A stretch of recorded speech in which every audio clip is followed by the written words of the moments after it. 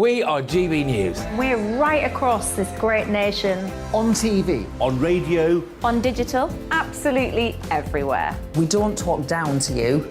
We embrace all voices with honest and civilised conversation.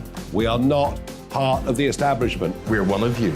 And we're only getting started. Join us on GB News, The People's Channel. Britain's news channel.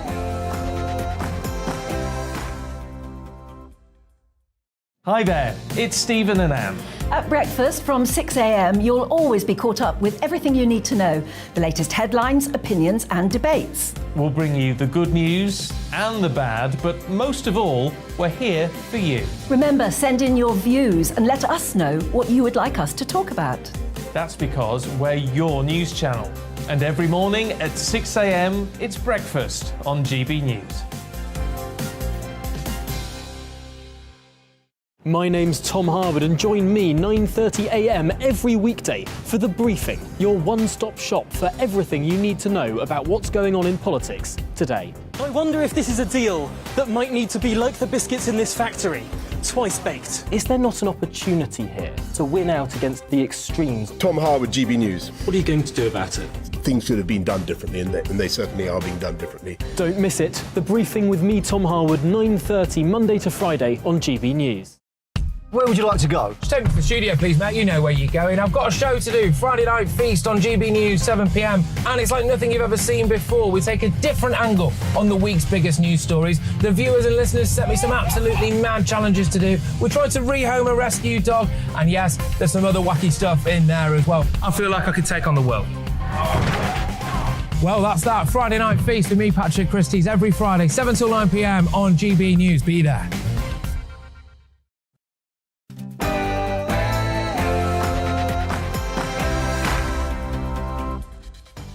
Hello and welcome. I'm Alastair Stewart, and for the next 2 hours I'll be keeping you company on TV and radio with the stories that really matter across the country. We have plenty coming up. Conservative Party leadership challenges. We have the Highland Games and also on the sunshine with this weekend's Heatwave. We'll be discussing that and particularly the impact on children. But first, let's bring you right up to date with all of the news. Here's Tamsin Roberts.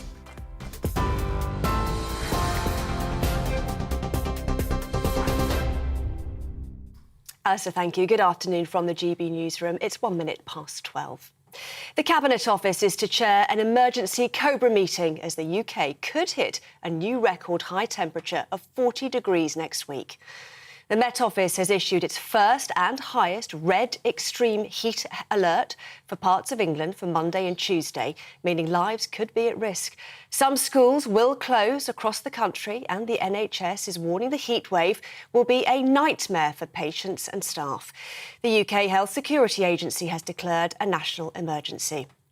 John Hammond, meteorologist and weather forecaster, says for most people there'll be nowhere to escape from the heat. Some places, on Monday night could not fall below 25 degrees. That's going to smash all known records. So, this one is going to mean business. This one is going to leave quite an impact. And this one, I'm afraid, will cause hundreds, if not thousands, of excess deaths. The 5 remaining Conservative leader candidates have clashed over tax cuts and the economy in the first of 3 live television debates. The former Chancellor, Rishi Sunak, defended his economic policies while in number 11 as he clashed with the Foreign Secretary Liz Truss over what he called her fairy tale plans. Kemi Badenoch, the Equalities Minister, and Penny Mordaunt, the International Trade Secretary, came to blows over trans issues, while the chairman of the Foreign Affairs Committee, Tom Tugendhat, said trust in the Tory party has been collapsing. Attorney General England and Wales Suella Braverman, who was knocked out of the leadership contest last week, says she has no regrets about putting her name forward. It's actually a very positive experience, even though I'm obviously disappointed that I'm not progressing further. I really enjoyed meeting colleagues. I've made some really good friends. And you're right, I think more people know about the work that I've done and what I stand for. They're all fantastic people at the end of the day. And I'm actually very proud of this contest because it's showcasing excellence and talent at the heart of our party. Sri Lanka's parliament is to elect a new president after months of protests in the country over an economic crisis. President Rajapaksa has resigned and fled to Singapore to escape protesters who'd stormed his home and offices. The Prime Minister of the country, who's also faced calls to resign, is standing in until a new president is elected. It's as a shipment of fuel has arrived to provide some relief to the crisis-hit nation. A nurses' union has called a planned 5% pay rise offered to millions of public sector workers unacceptable. The Royal College of Nursing, who suggested an increase above the level of inflation, which is at 11%, and says the rise is insufficient. It's demanding the government give nurses an immediate, substantial pay rise. Health unions have been waiting for months for a decision on pay, following an NHS recommendation to ministers earlier this year. In the Women's Euro 2022, the Lionesses will go into the last 8, having won their first 3 games without conceding a single goal. England knocked Northern Ireland out of the competition last night, beating them 5-0 in the Group A match in Southampton. The team will face either Spain or Denmark in the quarter-finals. This is GB News. We'll bring you more news as it happens. Now it's back to Alastair Stewart and friends.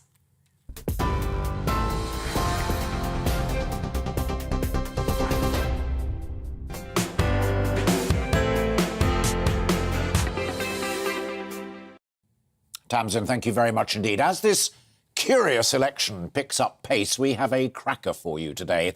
Much less of me and much more from those who will take the penultimate decision, picking the final 2 MPs who Conservative Party members will then choose between and elect their leader and our next Prime Minister. I personally thought that last night's Channel 4 debate was a bit disappointing. It was more to do with structural issues than issues of style. Then we got on to the relative merits of the candidates. It was really only when they finally got their teeth into the chance to argue directly on the economy, tax, borrowing and the cost of living crisis that it reminded me that this really is an important debate and potentially quite a good one. I felt there was a bit too much time spent on Boris Johnson and on gender, but I'm being told left, right and centre on social media that I probably got that wrong. Well, certainly the gender identity one. Anyway, today we're going to talk to a stellar lineup of people, MPs who will tell us why they want to put X through to the final round, another who's already thoroughly fed up with the whole thing, and, crucially, a local party boss who takes a very similar view. Lots more besides Highland Games, the Heatwave and housing. Now, I'd love to hear what you think on all of it and anything else crossing your mind. You can email us, as always, at gbviews@gbnews.uk. You can tweet me directly or you can tweet at GBNews. You can go on Facebook or wherever you like, but do keep those ideas, thoughts and comments flowing in.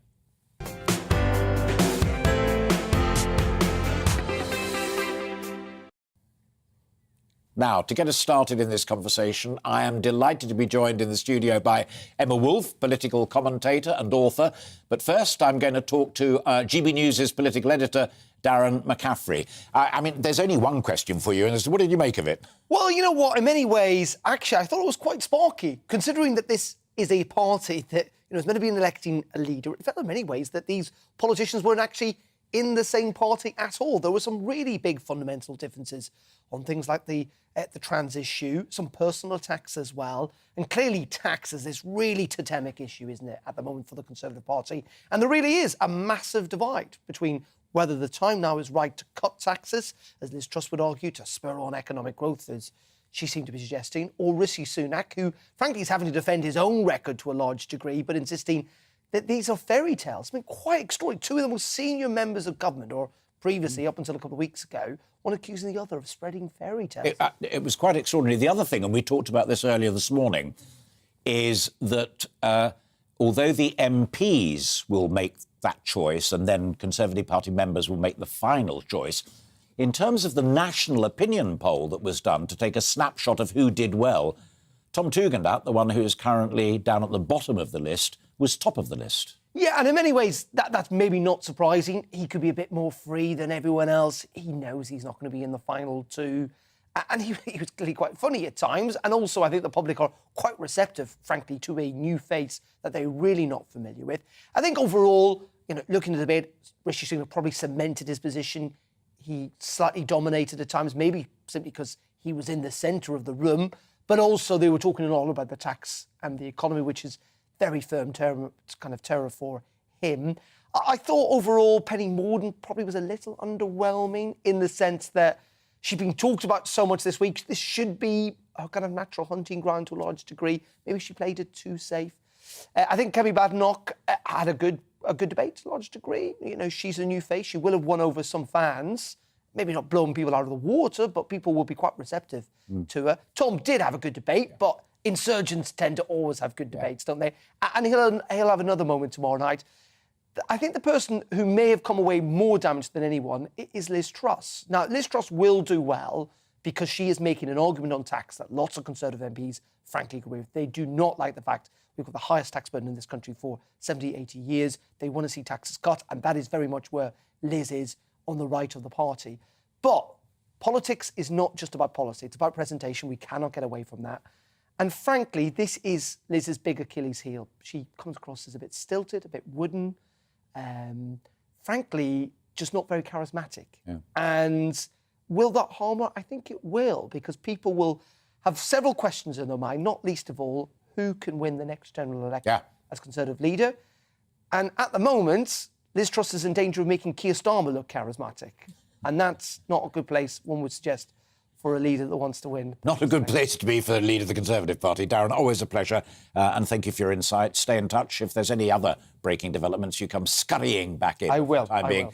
Thank you very much indeed. As I said before Darren started speaking, I'm delighted to be joined right now by political broadcaster, author, journalist, former columnist for The Times, a true polymath of print. Emma Wolfe, great to see you back. Same basic question as I put to him. What did you make of it, both Conservative Home and Channel 4? Well, I think Darren's absolutely right. It's that crucial race for number two, the number two position, which was crucial. And I think that Penny Mordaunt and Liz Truss's team are both going to be disappointed this morning. Obviously, Liz Truss is not a natural performer. She doesn't have that charisma. She's wooden, she's awkward. You feel like she's reading off an auto cue. When you put that against someone like Kemi Badenoch, when you look at that campaign speech, I was really impressed with her.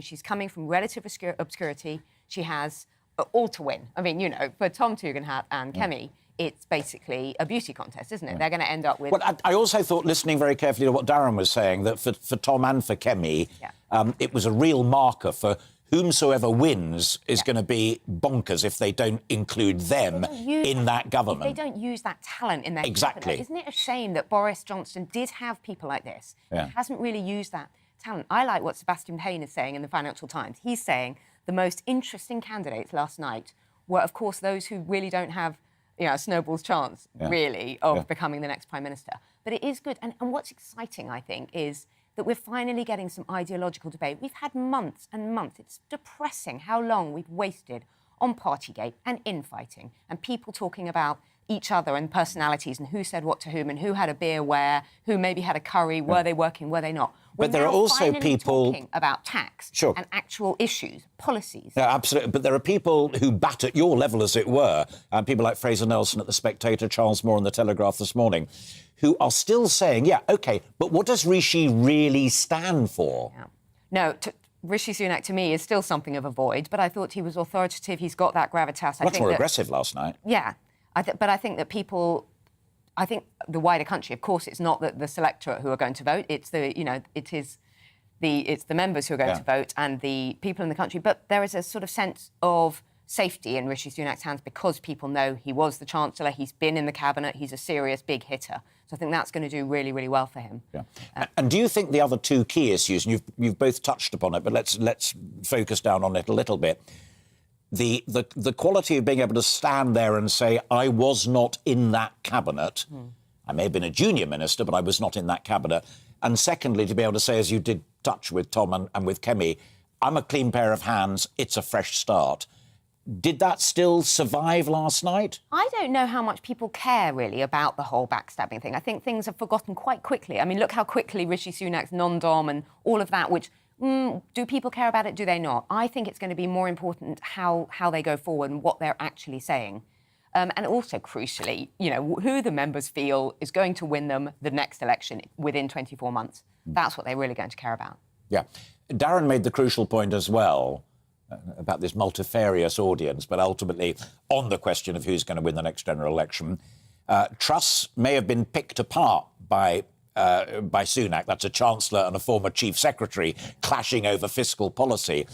But I think he may well be right that the people out there listening to that conversation, not only Conservative Party members, but the public at large, are suffering so much from this cost of living crisis that they want extra help right now. And they're very quickly going to realise that Sunak's help is going to be gone in a couple of weeks. Yeah, but people aren't fools either. And when Rishi Sunak goes on the offensive and on the defensive, I thought he was defending his own record. I was pleased to see him with a bit of spirit last night. Yeah. He finally had a little bit of fire in his belly because he's very cool, he's very California, and that sometimes comes across as a bit too cool. So I was glad to see him actually fighting back a little bit. But I think people aren't fools, and they know that you can't just have unfunded spending sprees like this. Which is what he called it. Yeah. So, you know, it's a balance between just offering the world, you know, the moon on a stick, but also actually talking about the fact that you need fiscal responsibility. Yeah, fascinating. I've asked you if you'll go and have a coffee and have a wee think and listen to my other guests and then come back and join me again at 1 o'clock to pass comment upon them. But for the time being, Emma Wolfe, thank you very, very much indeed. Emma Wolfe there, political commentator, journalist, and as I say, she's just agreed on air, live television, to be back at 1 o'clock, so you won't want to miss that. Now, I'm delighted to bring in Mark Harper. Mark's Conservative Member of Parliament for the Forest of Dean. He's also a former Chief Whip and a long-time critic of Boris Johnson, and to his credit, and I say it quite openly now, not behind the scenes. He was upfront about it from early on. Mark, how big a problem is it that folk like Rishi, your preferred candidate, and Liz, stood by Boris for so long? Well, Rishi Sunak made it very clear last night. He was asked a very clear question about this, and he said he'd wrestled with it, and at the point he resigned from the government last week, you know, there was a line that you reach which you can't cross, and he'd given the Prime Minister the benefit of the doubt and reached a point where that simply wasn't possible any longer. And I think that was the right approach. You were just discussing the debate there. For me, there were two standout points. There was the debate about the economic choice facing us. And I think the thing about Rishi is he's being honest with people, and he's made a virtue of that. He would love to cut taxes tomorrow, but you can't. We're in the middle of having to deal with inflation. Inflation is the most urgent priority, and that's why he's made it clear that we've got to defeat inflation first, get the economy growing, and then we'll be able to cut taxes before the election. But you can't do it now. And that was the clash that he effectively had with some of the other candidates. And I think he's been straight with people, and I think our members and I think the public listening, and that's, I think, what was reflected in the polling afterwards, will appreciate that. And I think the second thing was that he established the importance for him of funding our public services properly, and he laid out his background, family background in the NHS. His dad's was a GP, his mum's a pharmacist. He's been brought up in that tradition, and the NHS is his number one public service priority. And those are the things he's had to balance. But don't you feel, and I take that on board about the economic choices and the sound public funding and sound money, but doesn't he run the risk of being a technocrat who's misread the room? Out there, you know this from Forest of Dean, you know it from the people that you talk to day in, day out. They are in trouble now, and the money that Rishi is going to give them to help with energy bills, it's going to be gone in 5 minutes. Well, I don't agree with that, Alistair. I agree with the first part. It absolutely is the cost of living challenge and inflation, which is the central thing that we're fighting at the moment. The help that he's delivered, of course, people have had some of it. So people in Bands A to D have had the council tax, £150. But actually, a lot of the help doesn't come until later in the year. So the £400 cut in people's energy bills will kick in October when the price cap goes up.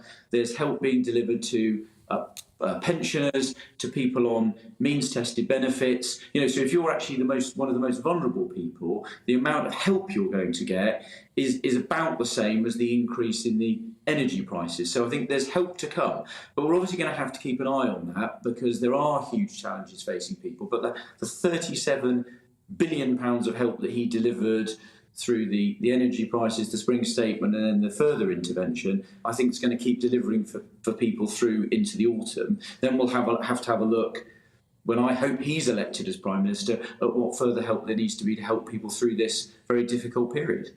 All right. We shall watch that with great interest. I've got that marked down in my diary now that maybe more September, October.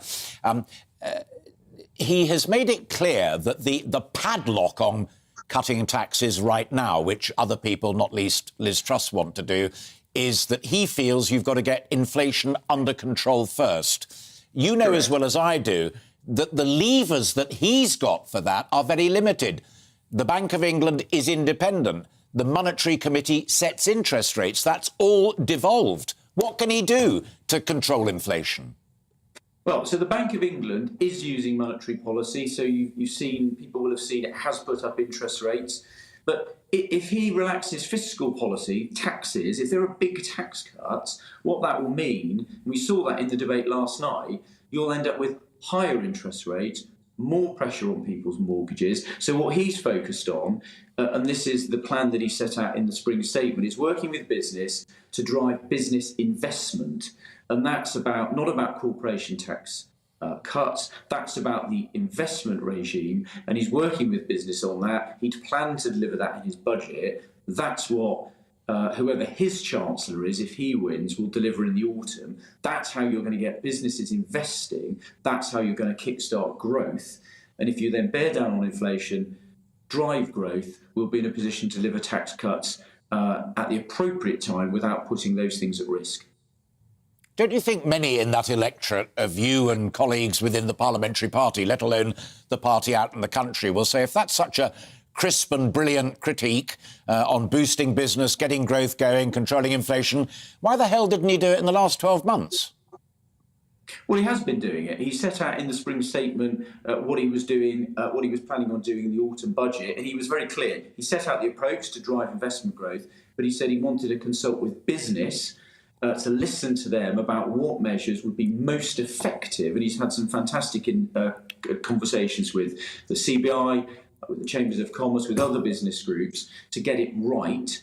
And I think that's really important. And I think my colleagues and the Conservative Party members, and you touched on that in your debate, I think will have looked at that debate last night and they will have looked at those candidates and said, which one of those candidates, if they were Prime Minister and we were kicking off a general election campaign, would they want to be leading our party? And for me, the standout candidate was Rishi Sunak. He looked like a Prime Minister.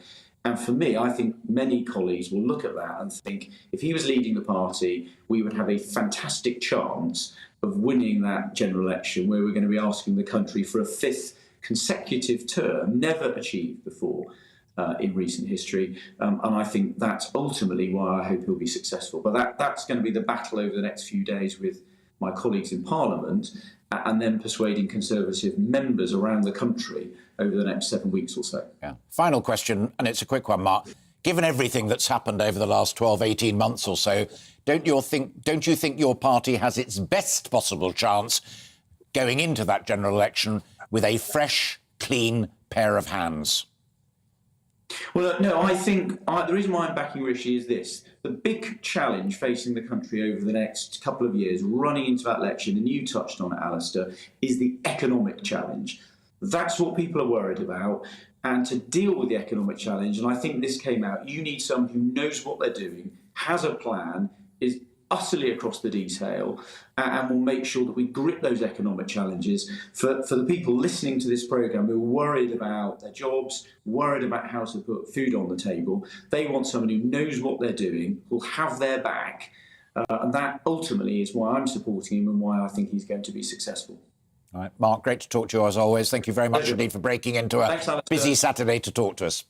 Mark Harper there, Conservative Member of Parliament for the Forest of Dean. And joining me immediately, I'm delighted to say, is now Julian Knight, Conservative Member of Parliament for Solihull. The first question, which kind of relates back to what I was talking to Mark about there, let's get it clear. This is a self-inflicted shambles that the Conservative Party is having to endure, is it not? You mean in terms of the fact that we're a leadership election? I mean, the realities are that we are where we are. So the key is that we need to have all the policies aired, we need to see all the candidates tested thoroughly, and then to ensure that we have a new Prime Minister in as quick a time as possible. But we need to ensure that that Prime Minister, in my view, is experienced across government and is someone who can hit the ground running from day one and can put a team in place and can also have a broad appeal and crucially can actually manage the situation, such as the Ukraine, the war in Europe, and obviously the cost of living crisis. So we need someone in place who is experienced. But plenty of experience, and you're backing Liz Truss, means that she, and indeed Rishi, sat next to Boris Johnson in that cabinet throughout. And now they're saying, I'm the clean start. Well, she was Foreign Secretary during war in Europe. I think it was highly responsible for her to stay in place, actually, as it is with the Defence Secretary. I mean, they had a very different role within government at that point. What we did not need, frankly, with Putin running amok and committing war crimes less than 4 hours flight away from this country, is a Foreign Secretary not saying in situ. So I think that's actually a credit to her. But she's also someone who has argued for tax cuts within government, but also respects collective government cabinet responsibility, which I think shows a maturity. It's all very good for people to snipe or to sort of say that not me from the sidelines. The key to this is that she is someone who gets on with colleagues. She has a good grasp of policy across Treasury and also foreign policy. She's the only candidate who can actually say that. And I think, frankly, it's to her credit that she basically fights her corner in government. And then if she loses an argument, she comes out and plays part of a team. That's something that we frankly, we don't have enough of in modern politics. And it's one of the reasons why, having worked with Liz, that I'm backing her. Yeah. You say she's got a good grasp of Treasury matters and fiscal monetary policy. She was a former Chief Secretary, number 2, within the Treasury. How damaged, though, is she, as your candidate, to have been brutally taken apart by the former Chancellor of the Exchequer on live television last night? I don't recognise that characterisation at all. In fact, I heard Mark's interview before. I have a lot of time for Mark. Yeah, I'm good friends and everything else like that. But I think, frankly, that Rishi is putting the economic cart before the horse. The truth of the matter is that we have a higher corporation tax than France. Just let that sink in for a moment.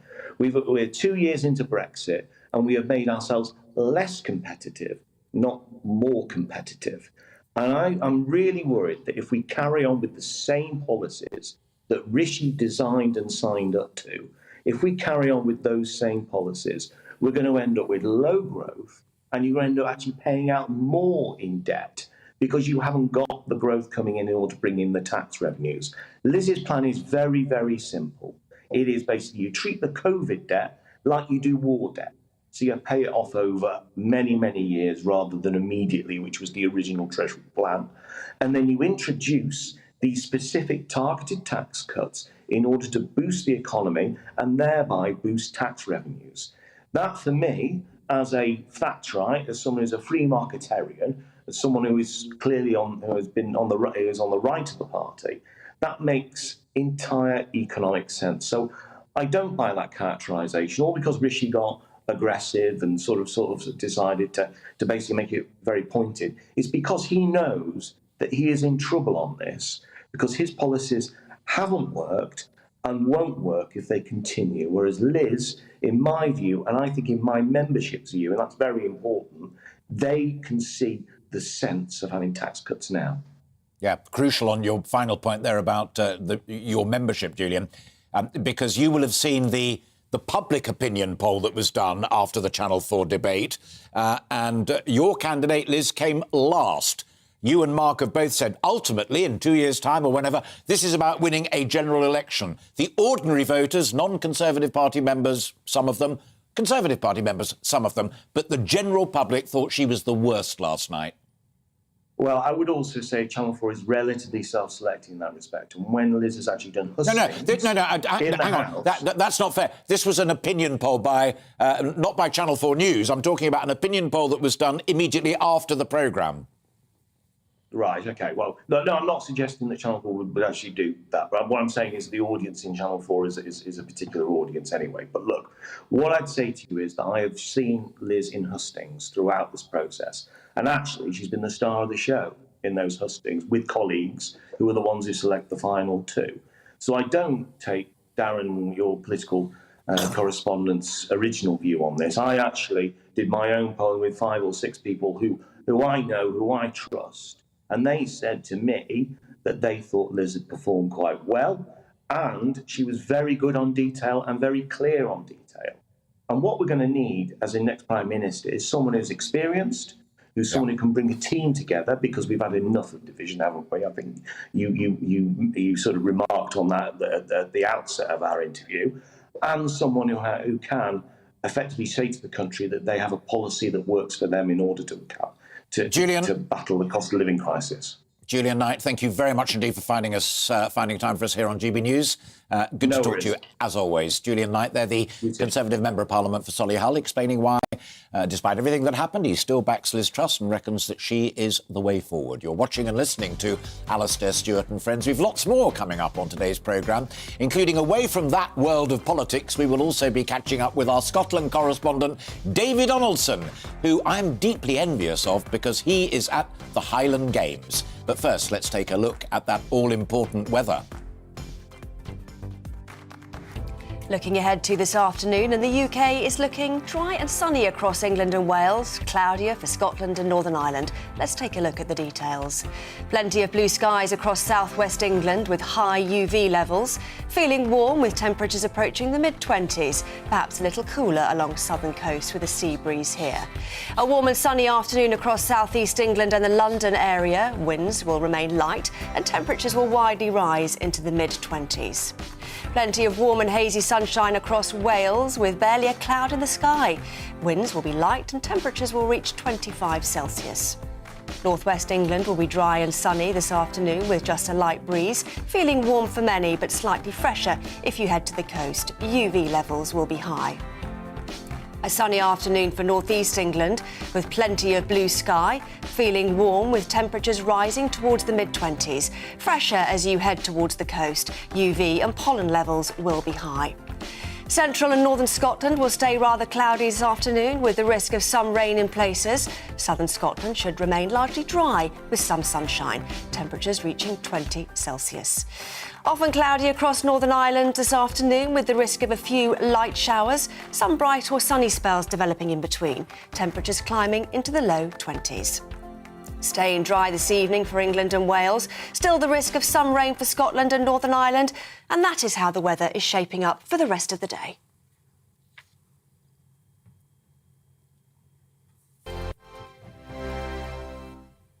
We are GB News. We're right across this great nation. On TV. On radio. On digital. Absolutely everywhere. We don't talk down to you. We embrace all voices with honest and civilised conversation. We are not part of the establishment. We're one of you. And we're only getting started. Join us on GB News, The People's Channel. Britain's news channel.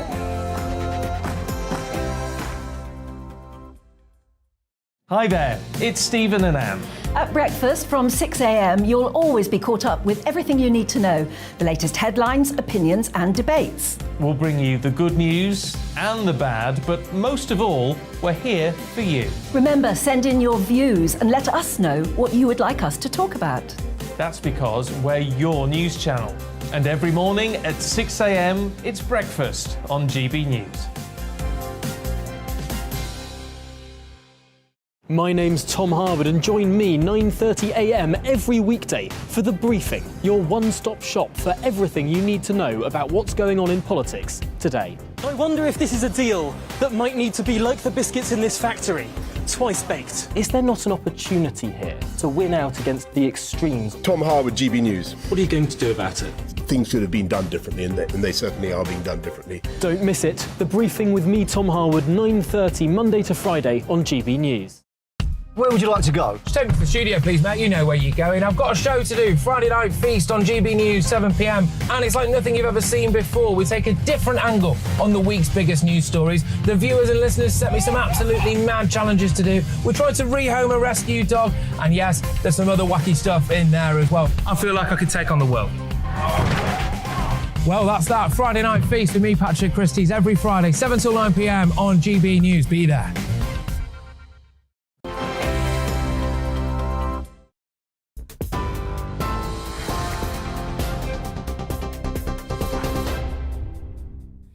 Good afternoon. I'm Tamsin Roberts in the GB newsroom. It's 12:33.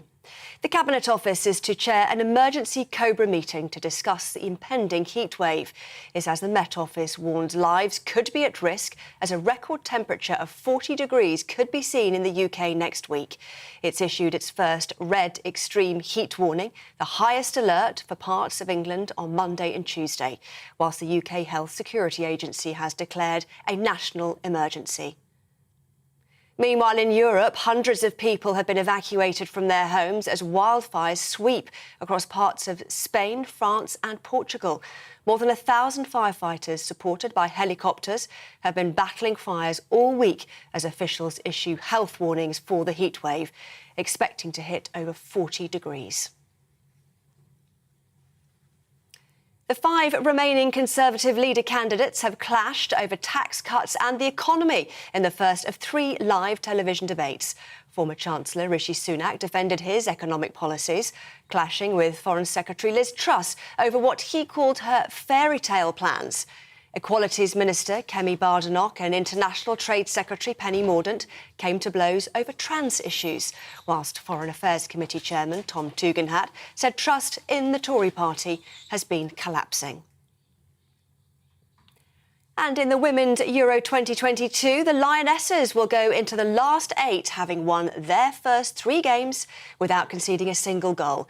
England knocked Northern Ireland out of the competition last night, beating them 5-0 in the Group A match in Southampton. The team will face either Spain or Denmark in the quarter-finals. TV, online and DAB+ radio, this is GB News. Now it's back to Alastair Stewart and friends.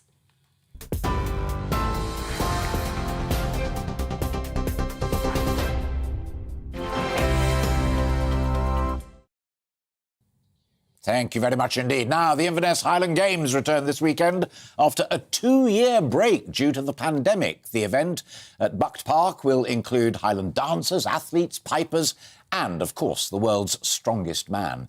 Our Scotland reporter, Davy Donaldson, is there for us now. And okay, I don't think you need to introduce him, but over to you. Not really, no. I think it's pretty obvious who we've got here. We have, in fact, the world's strongest man, Tom Stoltman. Tom, thanks very much for joining us on GB News. How much is an honour to be here? Yeah, it's a big honour. You know, this hasn't been on since 2019 and it's not been on, obviously, the last 2 years of COVID, and what a turnout it is. You know, this is my first time here as the 2-time world's strongest man, and what a turnout. The weather's nice as well, and it's, I'm privileged to be here. So. And you're going to give us a demonstration later, I understand? Yeah, I've not touched a stone in a while, so hopefully I don't fail it, you know, but yeah, I'm going to give a demonstration and have some fun with the crowd. So. And cable tossing too? Not table toss, I'll keep that to the pros. I've tried that before and it didn't go good, so. Brilliant to be here. Your brother's here as well. Yeah, 100%. Both of us are here and we're just having some fun and you know, enjoying everyone that's here and just enjoying being around everyone. So. Thanks very much, Tom. There you go. World's strongest man, Tom Stoltman. There, we'll be getting a demonstration from him round about 2 o'clock. Davey, there's also fine dancing to be had there as well, isn't there? It's an intriguing combination of people like that human giant on your right and the most elegant of dancers, both male and female. Yeah, we've got world-class Highland dancers here as well. We've got pipes playing, we've got everything here. We've got athletics, so much to see. We've got the hammer, we've got the shot put, we've got the long jump. I could go on and on and on. It's going to be quite difficult for me to get round and cover it all, but I'll try and bring you the best of that this afternoon. Davey, thank you very much indeed for joining us. I hope you have a great time and best wishes to all of the competitors. We are very, very grateful indeed. So now you've been getting in touch already on our big topics of the day, the Conservative leadership race. Let's get straight underway with Sean, who says last night's debate was the biggest load of rubbish I've ever watched. Who came up with the questions? There were no questions on the migrant crisis. To be fair to Channel 4 and the producers of it, the questions were ones that were submitted by the audience and by viewers, and they were selected to be put by what was a balanced and floating voter audience. But there you are, you've had your say. Paul has his by adding the gender question properly laid bare, the internecine conflict underway within the wider Conservative Party. and how some of the leadership candidates regard the others' integrity on that issue. So there's just two. Pretty sharp stuff, but keep your views coming in and do subscribe to our YouTube channel. We are at GB News. And indeed, you are watching and listening to Alastair Stewart and Friends. We've plenty more still to come this afternoon, including we'll have more on our top discussion today, that Conservative leadership race, and who is backing whom. But one question is, who does the opposition party fear the most? We'll also be discussing that right after this break.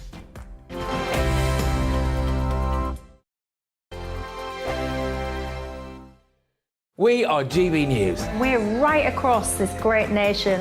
On TV. On radio. On digital. Absolutely everywhere. We don't talk down to you. We embrace all voices with honest and civilised conversation. We are not part of the establishment. We're one of you. And we're only getting started. Join us on GB News, The People's Channel. Britain's news channel.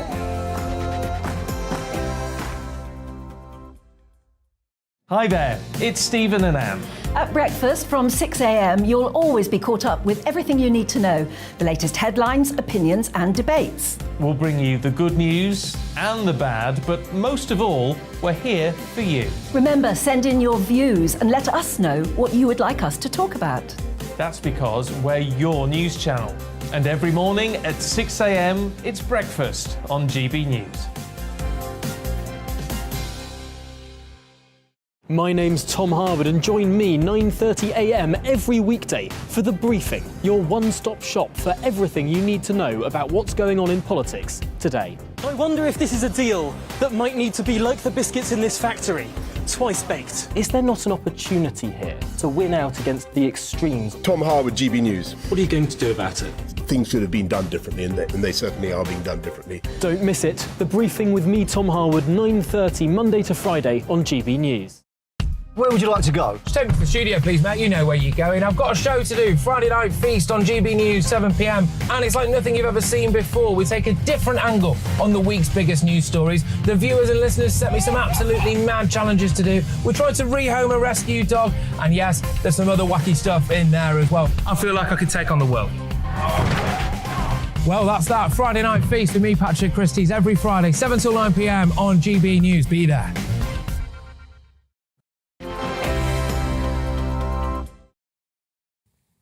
Welcome back.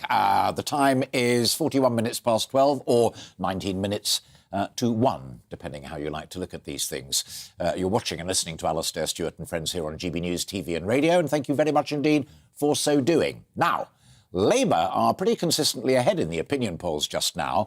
The latest YouGov and Times voting intention polls show Boris Johnson's resignation has stabilised a slide in Conservative support, but Labour are still ahead. It's clearly not good news for the Tories as they continue to seek to find themselves a new leader with a 11-point deficit to Labour, 29% to their rivals' 40%. Undoubtedly, Labour watch with interest as the Tories tear themselves apart over who is going to succeed Boris Johnson as their leader and as our Prime Minister.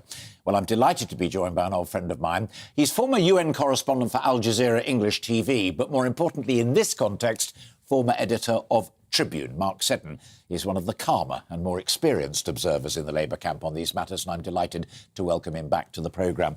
You said to me the other day, we're having a little exchange on these matters, that you thought the killer question for all of these candidates would be, what are you going to do when the current cost of living crisis accelerates come September, October, energy prices go up?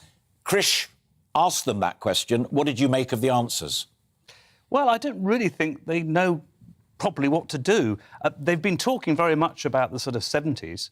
And interestingly enough, of course, Labour governments back then had prices and incomes policies, and it's quite conceivable that we may end up moving towards that again. Who knows?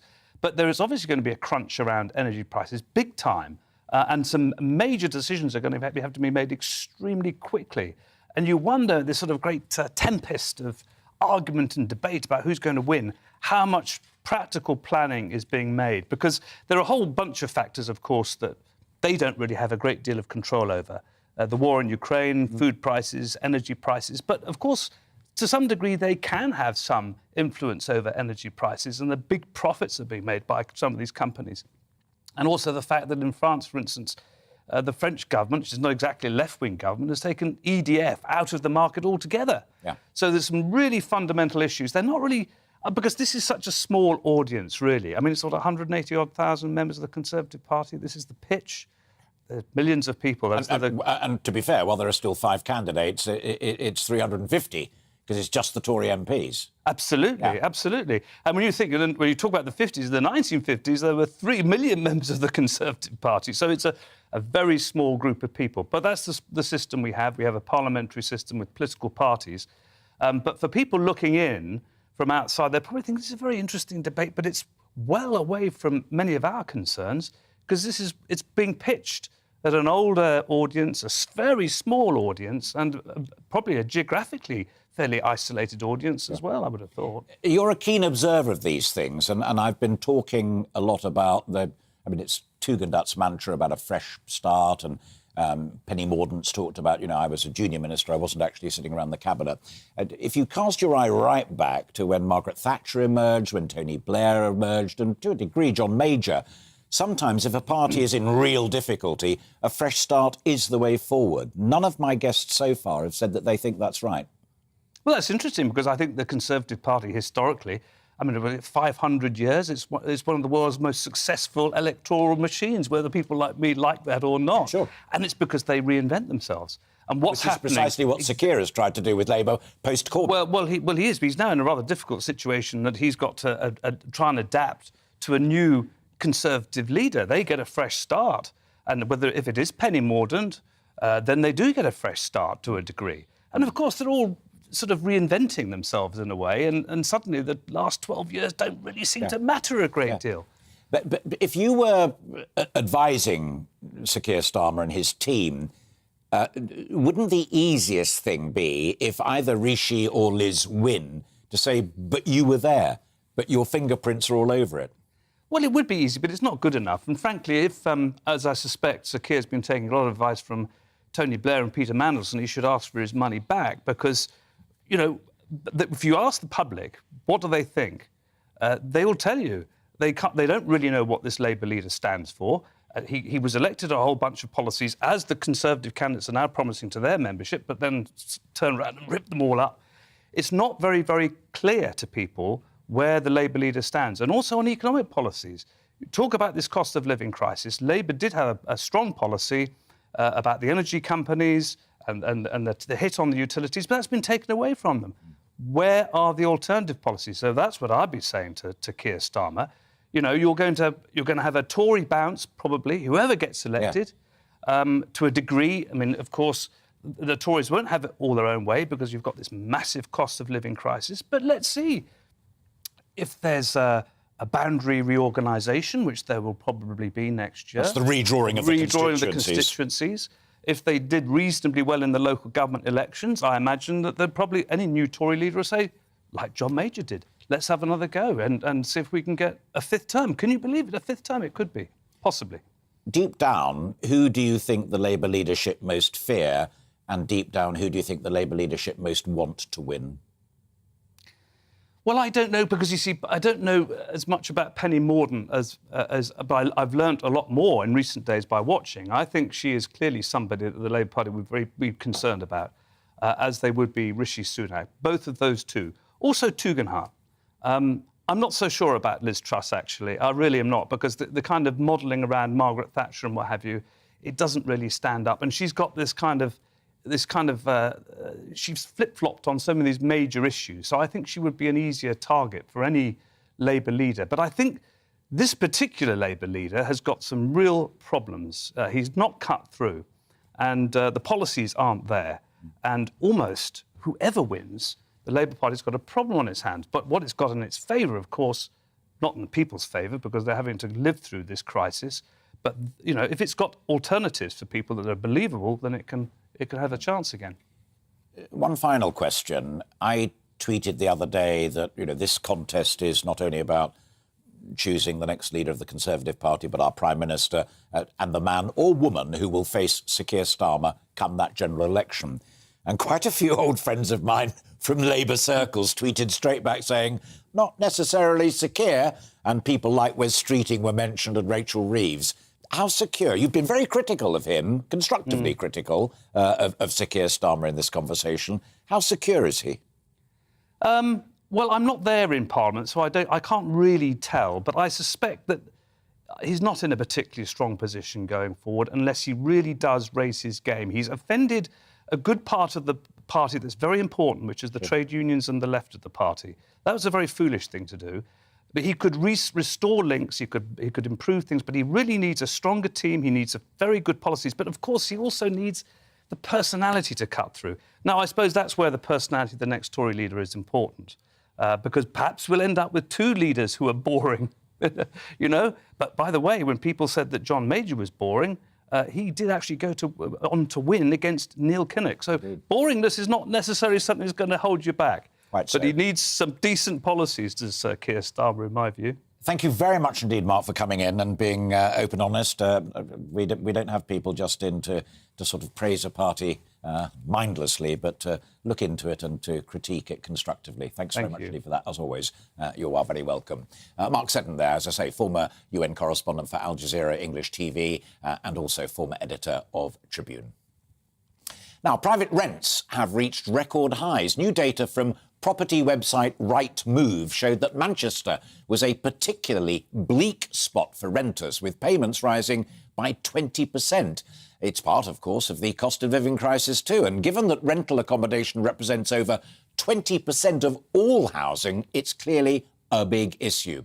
Well, our friend Richard Blanco is a landlord himself and a bit of a property expert with a portfolio across 6 London boroughs. He's also the London representative for the National Residential Landlords Association. And there he is. I'm delighted to see him. Treat me as a complete ignoramus, but why are rents rising so fast right now? It's a very good question, and it's really because rents are cyclical. So, this time last year, rents were falling a little, and they are now rising this year.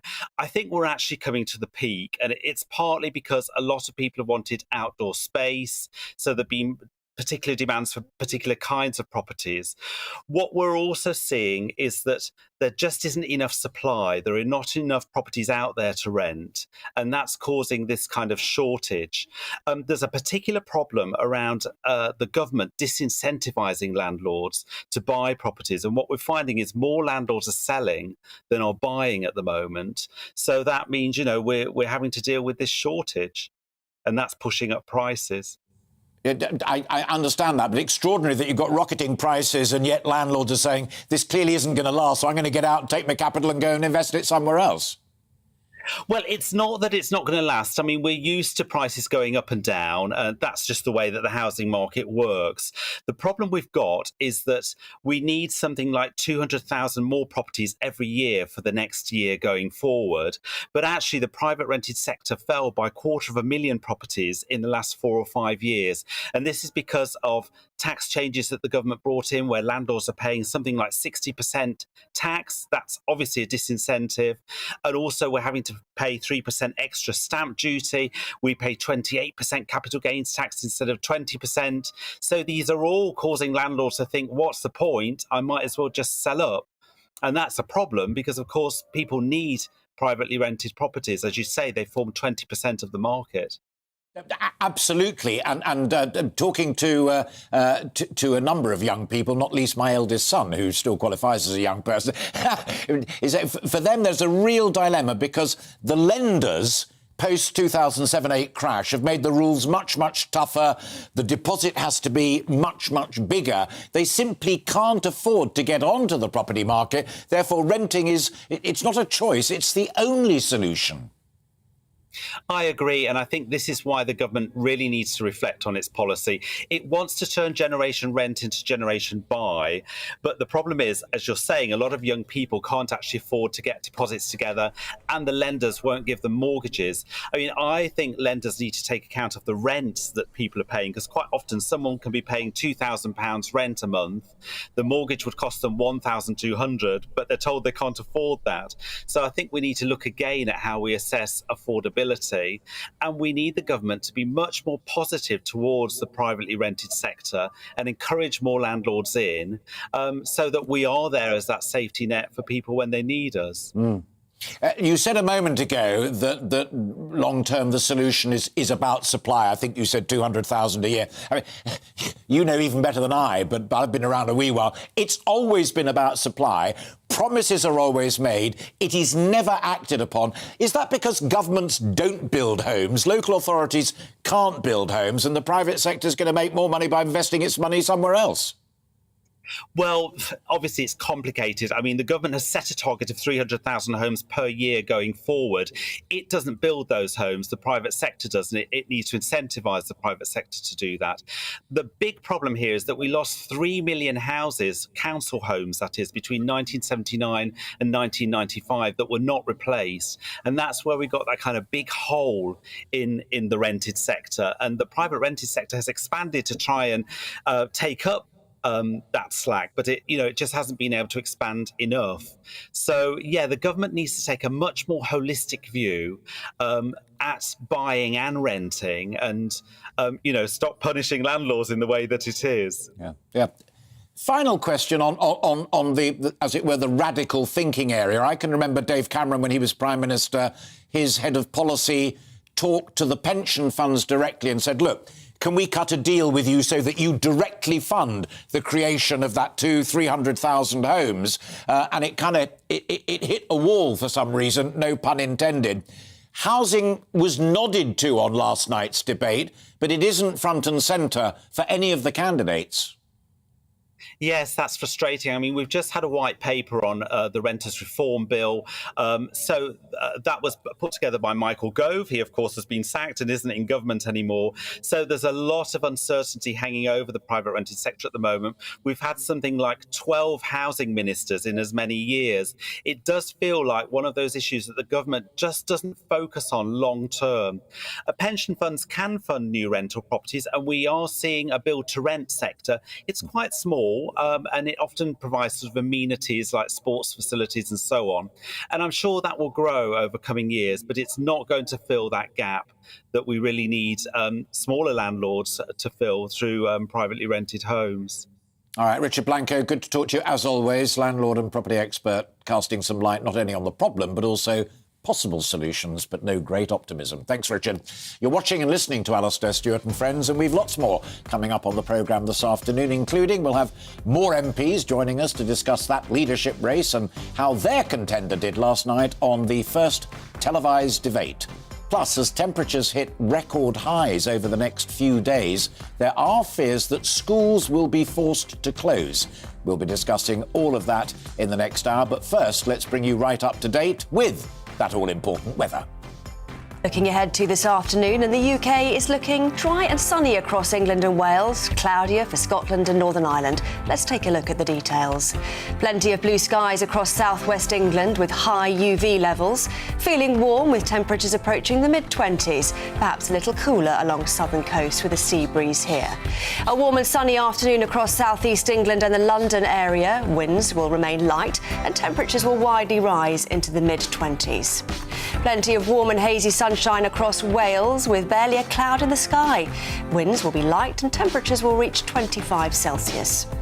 Northwest England will be dry and sunny this afternoon with just a light breeze. Feeling warm for many but slightly fresher if you head to the coast. UV levels will be high. A sunny afternoon for northeast England with plenty of blue sky. Feeling warm with temperatures rising towards the mid-20s. Fresher as you head towards the coast. UV and pollen levels will be high. Central and northern Scotland will stay rather cloudy this afternoon with the risk of some rain in places. Southern Scotland should remain largely dry with some sunshine. Temperatures reaching 20 Celsius. Often cloudy across Northern Ireland this afternoon with the risk of a few light showers. Some bright or sunny spells developing in between. Temperatures climbing into the low 20s. Staying dry this evening for England and Wales. Still the risk of some rain for Scotland and Northern Ireland. And that is how the weather is shaping up for the rest of the day.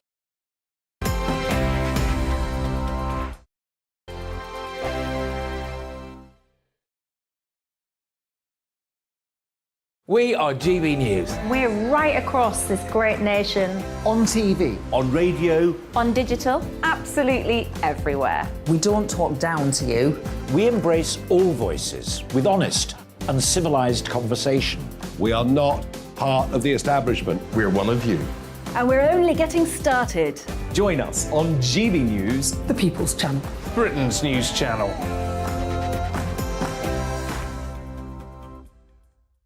Hi there, it's Stephen and Anne. At breakfast from 6 a.m, you'll always be caught up with everything you need to know, the latest headlines, opinions and debates. We'll bring you the good news and the bad, but most of all, we're here for you. Remember, send in your views and let us know what you would like us to talk about. That's because we're your news channel. And every morning at 6 a.m, it's breakfast on GB News. My name's Tom Harwood and join me 9:30 a.m. every weekday for The Briefing, your one-stop shop for everything you need to know about what's going on in politics today. I wonder if this is a deal that might need to be like the biscuits in this factory, twice baked. Is there not an opportunity here to win out against the extremes? Tom Harwood, GB News. What are you going to do about it? Things should have been done differently, and they certainly are being done differently. Don't miss it. The Briefing with me, Tom Harwood, 9:30 Monday to Friday on GB News. Where would you like to go? Just take me to the studio, please, mate. You know where you're going. I've got a show to do. Friday Night Feast on GB News, 7 p.m. And it's like nothing you've ever seen before. We take a different angle on the week's biggest news stories. The viewers and listeners set me some absolutely mad challenges to do. We tried to rehome a rescue dog. And yes, there's some other wacky stuff in there as well. I feel like I could take on the world. Well, that's that. Friday Night Feast with me, Patrick Christie's, every Friday, 7 till 9 p.m. on GB News. Be there.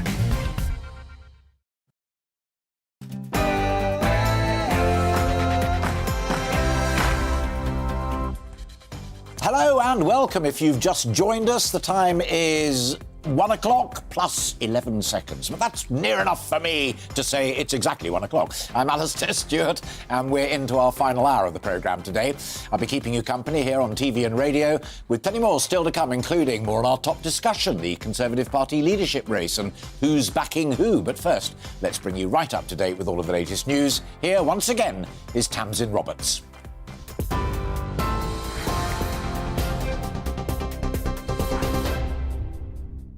Alistair, thank you. Good afternoon from the GB newsroom. The Cabinet Office is to chair an emergency COBRA meeting as the UK could hit a record high temperature of 40 degrees next week. The Met Office has issued its first and highest red extreme heat alert for parts of England for Monday and Tuesday, meaning lives could be at risk. Some schools will close across the country, and the NHS is warning the heatwave will be a nightmare for patients and staff. The UK Health Security Agency has declared a national emergency. John Hammond, meteorologist and weather forecaster, says for most people there'll be nowhere to escape from the heat.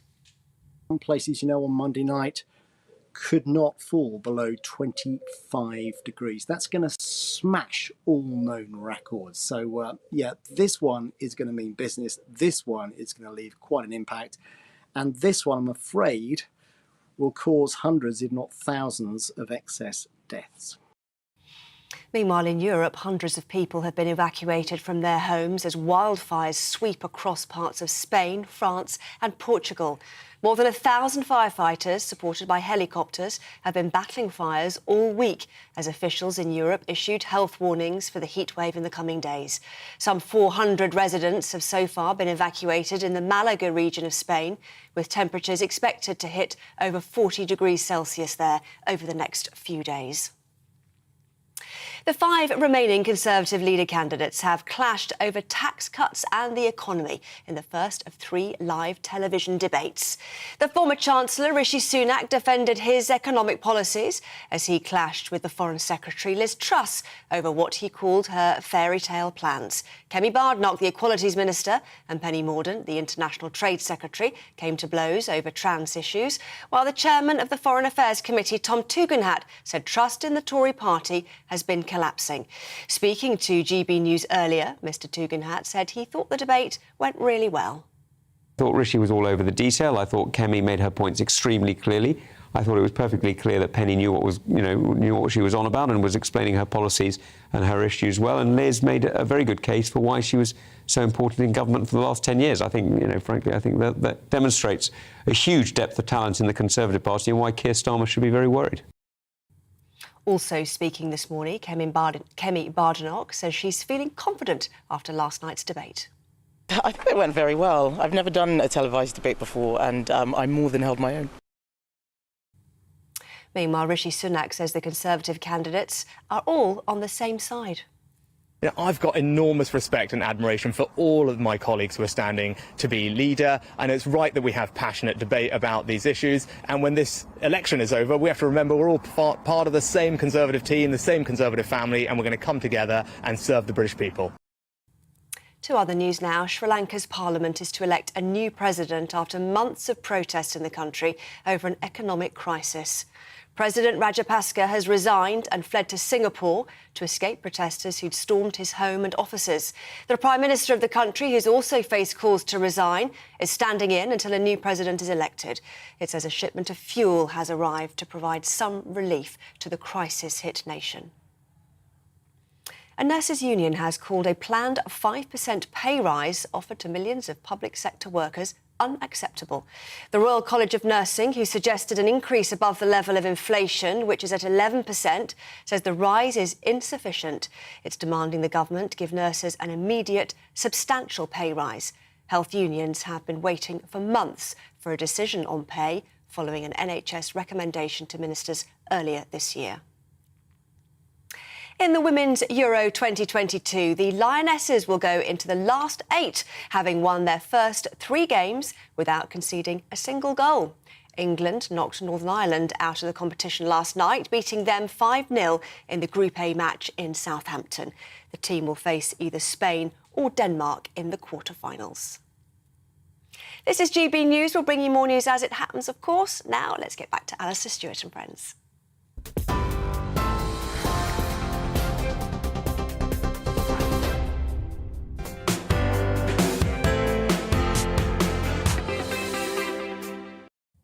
Tamsin, thank you very much indeed. Now, today is less about me and what I think and more about those who get the final say on who will ultimately be our next Prime Minister. That's why I've dedicated today's programme hearing from backers from all sides.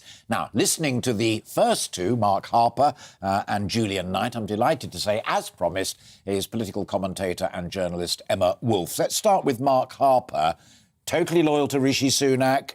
He's the man who's on top of the economic choices and defending public services. He remains Mark's man. He does. And, of course, Rishi Sunak is making a very good point about fiscal responsibility. You cannot just have, unfunded spending sprees. Absolutely.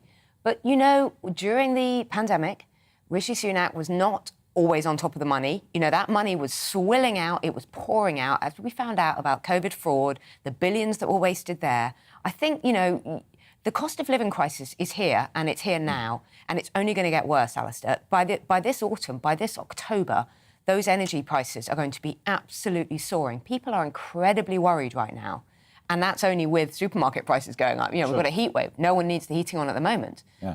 I just think that we need to be real. This is people. This is real people. Of course, we have to balance the books, but Rishi Sunak also has to think about the reality of how people are actually living their lives. Yeah, and although they don't have a vote at this stage, unless they happen to be either a Conservative member of Parliament or a member of the Conservative Party, they've got memories. And people at the moment who are still struggling with energy bills, supermarket bills, the whole caboose, are going to say, potentially, when you had the chance to help me, you didn't. You didn't, and who knows where we'll be in 24 months' time, if that's when the next election is, because things could get a lot worse. People are saying it could be a lot worse next year. We don't know what's going to happen with inflation. So it could be that it's not even about memories. It could be that people are in a terrible position. Food banks soaring, children, experiencing poverty in this country right now in 2022. Yeah. So it could be a lot worse over the next few years. I thought that Julian Knight was fascinating, and I put it to him that his preferred candidate, Liz Truss, was pretty badly beaten up by Rishi on live television, and he kind of shrugged that off. but he really addressed what you've just been saying there when he said the danger with Rishi is that he is putting the economic textbook cart ahead of the cost of living crisis horse. Yeah, I would agree with him if I felt that Liz Truss was on top of the detail and if she'd given us a little bit more meat, a little bit more substance, instead of which I feel that she's been saying all along, I'll cut taxes, I'll cut taxes. I have to say, I don't know if you heard me laughing like a drain from the green room when Julian Knight said Liz Truss has been the star of the show. I mean, to say that was a weak performance last night. She's not a natural performer. I think everyone agrees that. I don't think I'm being unpleasant about her. And to call her the star of the show, you know, she didn't really do very well last night. Well, the polling shows it quite clearly. Yeah. I thought Mark Seddon, former editor, and you knew him from those days when he edited Tribune, one of the more thoughtful publications in that particular marketplace. He took a deep breath and he said, in some respects, Labour have got bigger problems to deal with, both on economic policy, but also on their leader. A sort of policy vacuum in a way, and their leader vacuum. People don't know who Sir Keir Starmer is still. There's no face recognition, there's no name recognition really. You know, I'm talking about the people out there. And they've had an open goal for months and months and months now. Boris Johnson is quite a good target to shoot at, and they haven't scored. I just don't know. I actually wonder whether it might be the time for Labour to be bold and during this sort of Tory stasis, this Tory movement, whether they should go for it and elect a new leader, because they need to change something. This is the Wes Streeting theory, isn't it? Slightly? I mean, I would prefer Rachel Reeves or someone like that. Okay. But I mean, I feel the front bench is a little bit sort of dicey. But I mean, something needs to change before the next election for Labour to do well. And they need to capitalise on all this infighting, all of this Tory vitriol, all of these blue-on-blue attacks. And again and again and again, yes, we know Keir Starmer is a decent man. We know that he said he would resign if he was found to have breached those, you know, the Durham Beergate rules, all of that. So we know that he has integrity, that he's more honest than Boris Johnson. But still, he's failing to hit home. He's not landing with people. Yeah.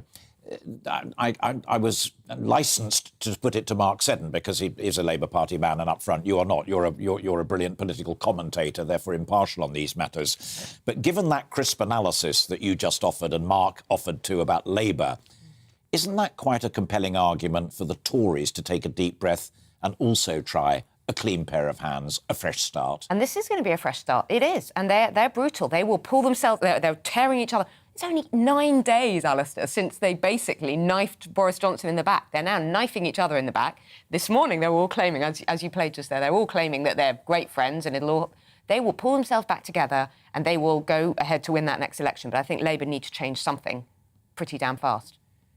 It's an odd question, but it just came to my mind as you were saying that there at the end. In terms of who falls off come the Monday vote, which is the next one with the Tory MPs, do you sense that it's neck and neck between Tom and Kemi, or do you think Tom inched ahead? The public certainly did, but the public in that sense don't matter. It is Tory MPs. There's another debate tomorrow as well. Yeah. So are you prepared to take a deep breath and predict who falls off the bottom on Monday? As long as you don't quote me on it, then I think Tom falls off the perch and Kemi goes forward.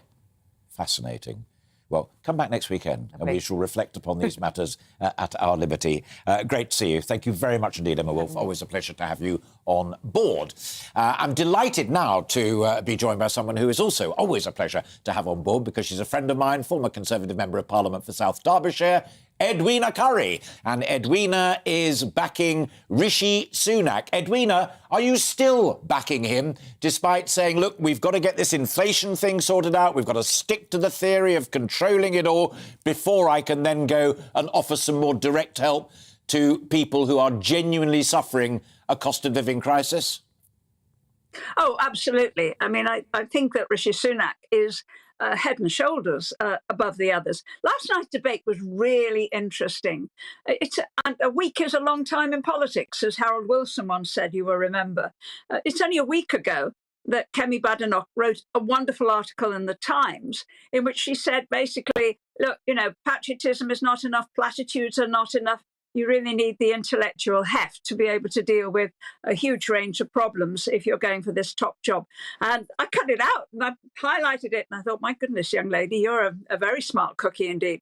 I thought that Liz Truss actually did herself no good at all last night. She was hopeless. And the fact that Penny Mordaunt, I think, was really outed as having lots of different opinions according to who's asking, and then denying them. With Sir Boris, not great, you know. Tom Tugendhat was very good, but you have to ask yourself, Alistair, why is he standing? You know, he hasn't ever been a minister. In all the time he's been in Parliament, he's the chairman of the Foreign Affairs Select Committee. That's not a qualification for becoming Prime Minister. But I loved his answer to the question of whether Boris ever told, whether you would trust Boris. And everyone else kind of dissembled a bit. And Tugendhat just said, no, he didn't trust Boris. And I thought that was very, very well done. So we should say, can I make a point about inflation? Yes. Inflation is the measure. Remember, I was an economist. Yeah. Inflation is the measure of this year's prices against last year's prices. What we've got at the moment is a great deal more stability in prices than we had during the spring. And from the autumn onwards, certainly from about October, November, what we'll find is the measure of this year's prices versus last year's prices, it will look as if inflation is coming down. You know, the cost of living is going to stay high, but it's not going to go on rising in quite the dramatic way. And it depends a lot also what happens in Ukraine, with the hope that maybe this war will be done, hopefully, before the winter sets in. So I'm not that worried. I think whoever actually takes over the reins in September could find that they get a real boost in the polls, and then they get a real boost as inflation settles down. It's going to be a tough winter, but I don't think things are going to go on getting awful in the way that Emma said. Intriguing stuff, and I totally agree with you on that, on the comparative on how we measure inflation, and also the impact of the Ukraine situation, particularly on energy prices, which is driving probably about 50% of all of that inflation. You said a moment ago, and I've made a little mental note of it, you know, why on earth is someone like Tom standing, as who'd only been the chair of the Foreign Affairs Select Committee, never held office, which of course he's making a great deal of. And let me float this as a possible answer to you, and it applies to Penny Mordaunt as well, who has been a Secretary of State at Defence, but currently is a middle-ranking minister. Both of them are saying such have been the troubles and turmoils of the last 12 months or so that it is time for a fresh start. I'm surprised that so few within your party are embracing that.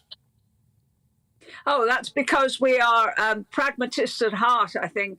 And as Emma has pointed out, as Mark Seddon pointed out, Conservatives have been in power for a very long time for two reasons. One is that, yeah, we can look at the runes, we can look at the information, we can read the statistics. We are actually very good indeed at figuring out how we go forward. We don't just look backwards, which is what I'm afraid people like Penny Mordaunt and I think Liz Truss were doing. Oh, that pussycat bow was awful. Oh, my God. Even Margaret Thatcher ditched it soon after the 1979 election, as you will recall. We are good at figuring out what needs to be done. And although we are principled, we don't go by propaganda. We don't do everything according to some book that was written in the middle of the 19th century by a guy called Karl Marx.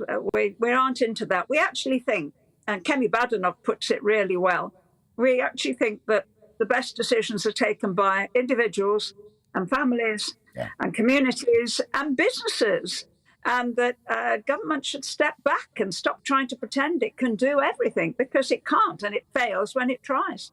Would you like a little bit more of that from your man as well, though? Throw away the lovely reference to Karl Marx and go out and buy a brand new copy of Adam Smith and give that to Rishi. Well, I think probably Rishi, with his extraordinary education, has read all of this stuff. And in future years, we'll probably be writing it as well. I mean, to answer my own question, why is Tom Tugendhat standing? Probably because he's got bored with being chair of a select committee and would like to have a proper job.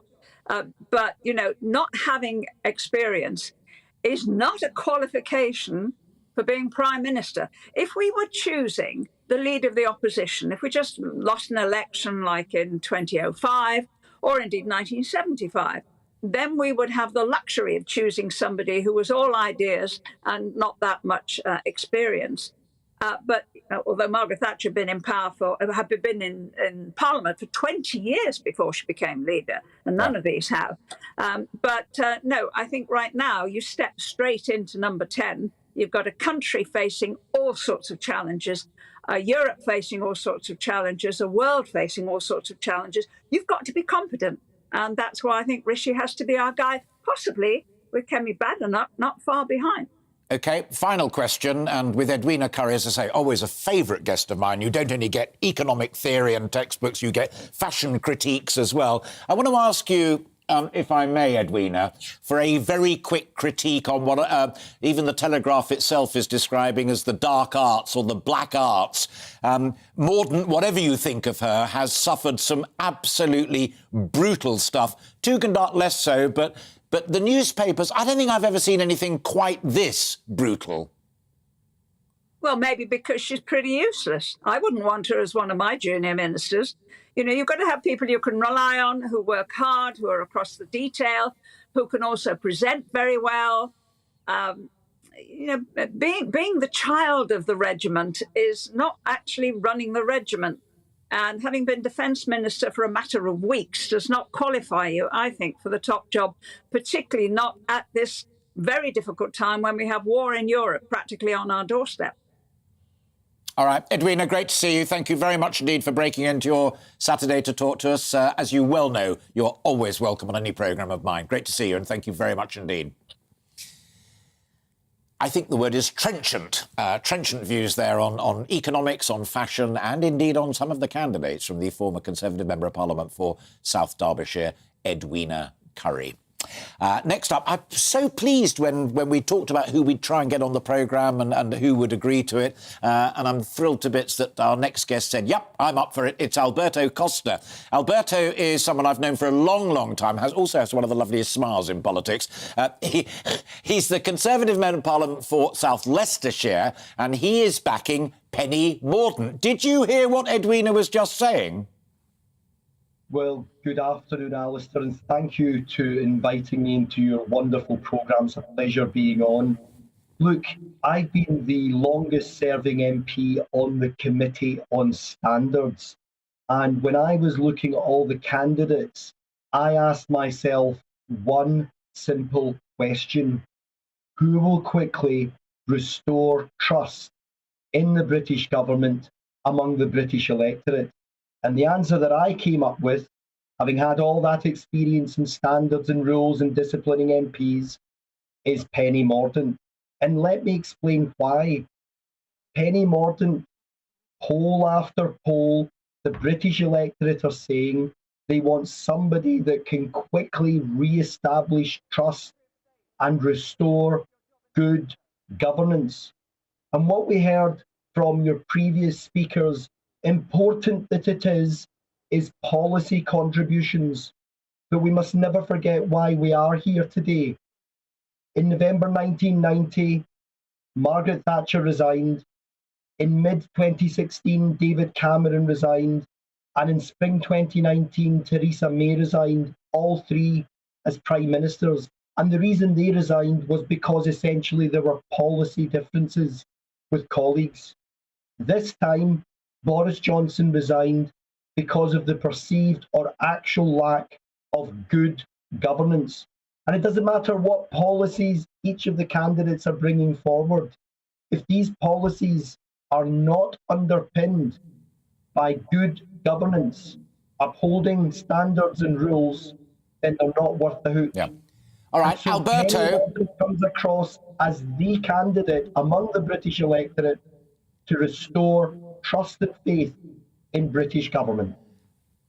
I'm grateful for that. I just wanted to butt in at the end, but then I apologise. I'll let you finish because it was an important point, because you mentioned the British public. The most tricky moment for Penny Mordaunt, and I know her well, and I count her as a friend as well, was when Kemi Badenoch basically said, you can change your mind on gender ID, you can change your mind on that whole area of important politics, but you can't change your mind on what actually happened. Penny said, it's on the record, and Kemi said, yes, it is. That was a really tricky moment. Let me say, unlike some other candidates, or indeed those speaking for other candidates, Penny has made absolutely clear to me and the rest of her team that there will be absolutely no blue on blue. I think, Alistair, all your viewers should be comforted with this fact that the Conservative and Unionist Party is the first party of any major Western democracy to bring forward such a rich and talented team of candidates. No other Western country has had this rich and diverse array of candidates to be the next head of government. So whoever becomes the next Prime Minister, it's the Conservative Party once again bringing forth the very best talent. So there'll be no blue on blue from Penny, no blue on blue from me. We'll unite around the next candidate, and the public can see that the Conservative Party are bringing forward great talent. But Penny has the necessary experience, and I think viewers would like to know that she's been in frontline politics, not for 1 year or two, but she's been in government for 8 years, including 2 cabinet positions as the first female defence secretary for the whole of the United Kingdom. So she's got knowledge not just of politics in England, but of Scotland, Northern Ireland and Wales. And we must remember, Alistair, the next person that goes into Downing Street isn't just about governing for England, it's for the whole of the United Kingdom. And Penny Mordaunt, head and shoulders, has much more knowledge and depth and experience of that than any of the other candidates. And that's another reason why I would encourage my colleagues on the backbenches to back Penny. All right, let's have the Alberto Costa insight then as to what's likely to happen. There's another debate on television. Then you guys and gals in the Conservative Party, MPs only, get to have another vote, and one will fall off the edge. For those listening to our conversation on radio rather than television, let me just point out that those are the 5 candidates: Rishi, Penny, Liz, Kemi and Tom. I can imagine this weekend 2 vital things happening. One is people in your constituency and your party association will be saying, look, hang on a minute, are you sure you want to stick with Penny? We'd rather you did this. But also MP campaign managers will be phoning one another. What do you think will happen when Sir Graham Brady gets up and speaks at about 4 or 5 o'clock on Monday? Who's going to fall off the bottom? Well, that's an excellent question. I've just come back from a meeting of some of my members, and one by one, they all said unequivocally that Penny Mordaunt is by far the best candidate to lead the Conservative and Unionist Party and to become the next British Premier. Because what all of those that have spoken to me in the last couple of hours have told me is that they want somebody that's very serious, but not too serious, that doesn't understand everyday life. They want somebody that they can trust. They want somebody that will very quickly restore faith, not just among backbench colleagues, but much more importantly, in the British electorate. And they want somebody that will win the trust of the British electorate at the next general election. And my message to colleagues is this: when looking at all the 5 good candidates that we've got, and we're blessed, as I say, by having 5 great candidates, ask yourself who will win the next general election in the red wall seats, in the south of England, in Scotland, in Wales. Who will come out best? Even in Northern Ireland, the right Conservative message. And Penny Mordaunt, poll after poll, shows that she is best placed to do that. So urging my colleagues, think again before you put a cross next to any of the other candidates. Think about what Penny can do for our party and for the country. Alberto, you're beginning to sound like Jack Kennedy there at the end. Great to talk to you, and thank you very much indeed for finding time for us. And I know that you had a bit of a sore throat there, but my team said, please have a glass of water and still come on. We wanted to hear what you had to say, and I'm thrilled to bits that we did. So good to talk to you, and keep in touch, Alberto. Thank you very much indeed. Alberto Costa there, Conservative Member of Parliament for South Leicestershire, sticking to his guns and backing Penny Mordaunt. You're watching and listening to Alastair Stewart and Friends, and we've lots more still to come on the programme as we inch towards the final half hour. The Met Office have issued the first ever red extreme heat warnings for the next few days right across the United Kingdom, meaning that there is a real risk to life. We'll be catching up with one of our reporters on this, but first, let's bring you right up to date with that all-important weather. Looking ahead to this afternoon, and the UK is looking dry and sunny across England and Wales, cloudier for Scotland and Northern Ireland. Let's take a look at the details. Plenty of blue skies across southwest England with high UV levels. Feeling warm with temperatures approaching the mid-20s, perhaps a little cooler along southern coast with a sea breeze here. A warm and sunny afternoon across southeast England and the London area. Winds will remain light and temperatures will widely rise into the mid-20s. Plenty of warm and hazy sunshine across Wales with barely a cloud in the sky. Winds will be light and temperatures will reach 25 Celsius. Northwest England will be dry and sunny this afternoon with just a light breeze. Feeling warm for many but slightly fresher if you head to the coast. UV levels will be high. A sunny afternoon for northeast England with plenty of blue sky. Feeling warm with temperatures rising towards the mid-20s. Fresher as you head towards the coast. UV and pollen levels will be high. Central and northern Scotland will stay rather cloudy this afternoon with the risk of some rain in places. Southern Scotland should remain largely dry with some sunshine. Temperatures reaching 20 Celsius. Often cloudy across Northern Ireland this afternoon with the risk of a few light showers. Some bright or sunny spells developing in between. Temperatures climbing into the low 20s. Staying dry this evening for England and Wales. Still the risk of some rain for Scotland and Northern Ireland. And that is how the weather is shaping up for the rest of the day.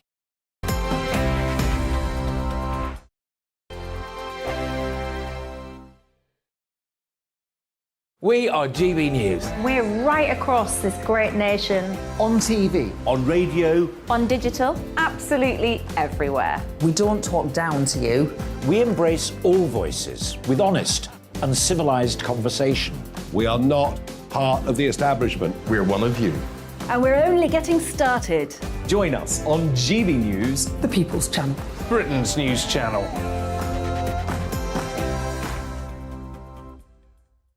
Hi there, it's Stephen and Anne. At breakfast from 6 a.m, you'll always be caught up with everything you need to know, the latest headlines, opinions and debates. We'll bring you the good news and the bad, but most of all, we're here for you. Remember, send in your views and let us know what you would like us to talk about. That's because we're your news channel. And every morning at 6 a.m, it's breakfast on GB News. My name's Tom Harwood and join me 9:30 a.m. every weekday for The Briefing, your one-stop shop for everything you need to know about what's going on in politics today. I wonder if this is a deal that might need to be like the biscuits in this factory, twice baked. Is there not an opportunity here to win out against the extremes? Tom Harwood, GB News. What are you going to do about it? Things should have been done differently, and they certainly are being done differently. Don't miss it. The Briefing with me, Tom Harwood, 9:30 Monday to Friday on GB News. Where would you like to go? Just take me to the studio, please, Matt. You know where you're going. I've got a show to do. Friday Night Feast on GB News, 7 p.m. And it's like nothing you've ever seen before. We take a different angle on the week's biggest news stories. The viewers and listeners set me some absolutely mad challenges to do. We tried to rehome a rescue dog. And yes, there's some other wacky stuff in there as well. I feel like I could take on the world. Well, that's that. Friday Night Feast with me, Patrick Christie's, every Friday, 7 till 9 p.m. on GB News. Be there.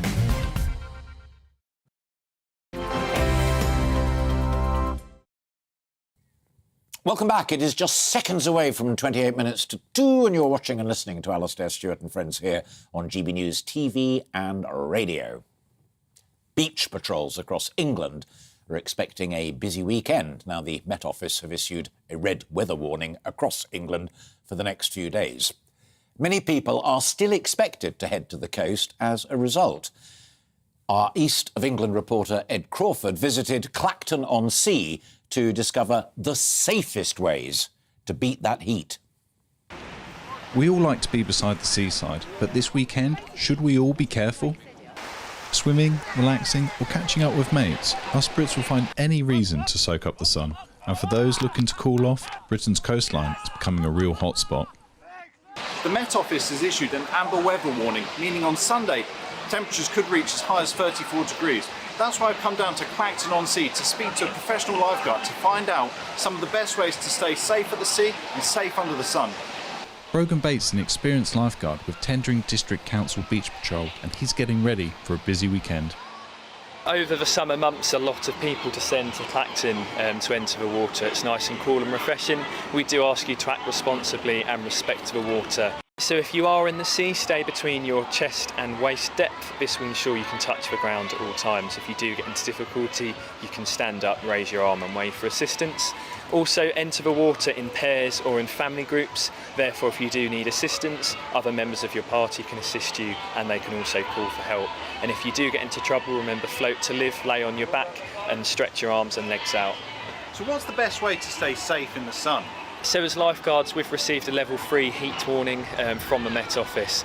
So we do advise that you continue to stay hydrated. Both soft drinks, teas and coffees are very good in order you to keep yourselves hydrated. To stay out of the sun during peak intensity, this is between the hours of 10 till 3 in the afternoon, do seek shelter, wear a sun hat and ensure you have sun cream thoroughly applied. With an amber weather warning in place and large numbers expected along the coast, the beach patrols around the country are hoping people will be having fun in the sun whilst remembering to stay safe. Ed reporting there, and those last words are seriously, seriously important. Remember to stay safe. You're watching and listening to Alastair Stewart and Friends, and we've plenty more still to come this afternoon, including more on our top discussion today. The Conservative leadership race. We'll be hearing from another MP and the authentic voice of the party in the country. I'm very excited about that one. We'll also get more of your thoughts on this and who you might be backing and what you thought of the debates. But first, let's bring you right up to date with all of the news headlines.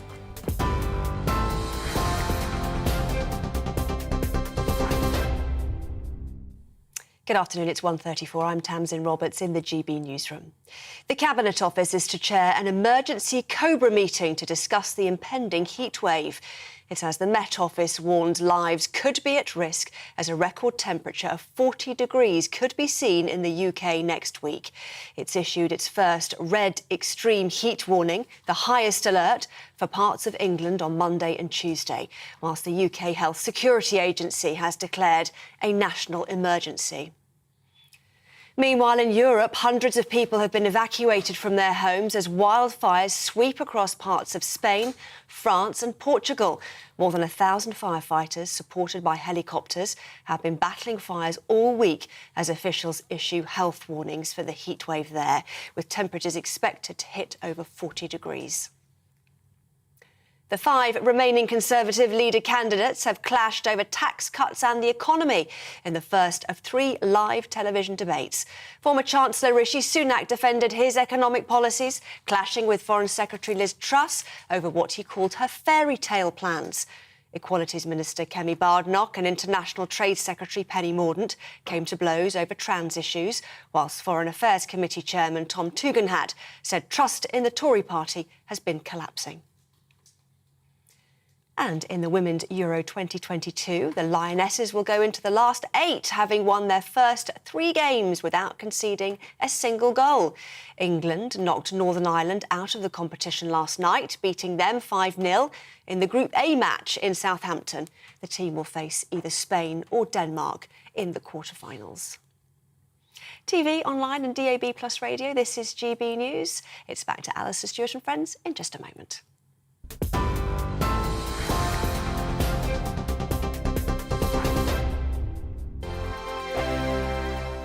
We are GB News. We're right across this great nation.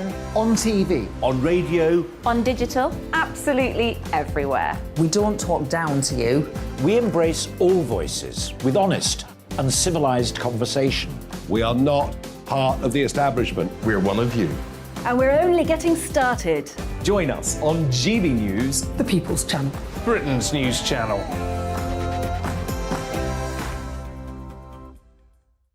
Hi there, it's Stephen and Anne. At breakfast from 6 a.m, you'll always be caught up with everything you need to know, the latest headlines, opinions and debates. We'll bring you the good news and the bad, but most of all, we're here for you. Remember, send in your views and let us know what you would like us to talk about. That's because we're your news channel. And every morning at 6 a.m, it's breakfast on GB News.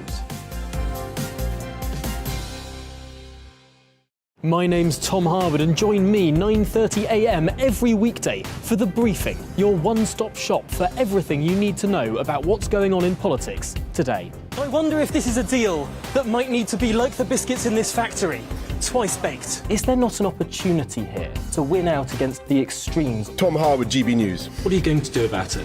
Things should have been done differently, and they certainly are being done differently. Don't miss it. The Briefing with me, Tom Harwood, 9:30 Monday to Friday on GB News. Where would you like to go? Just take me to the studio, please, mate. You know where you're going. I've got a show to do. Friday Night Feast on GB News, 7 p.m. And it's like nothing you've ever seen before. We take a different angle on the week's biggest news stories. The viewers and listeners set me some absolutely mad challenges to do. We tried to rehome a rescue dog. And yes, there's some other wacky stuff in there as well. I feel like I could take on the world. Well, that's that. Friday Night Feast with me, Patrick Christie's, every Friday, 7 till 9 p.m. on GB News. Be there.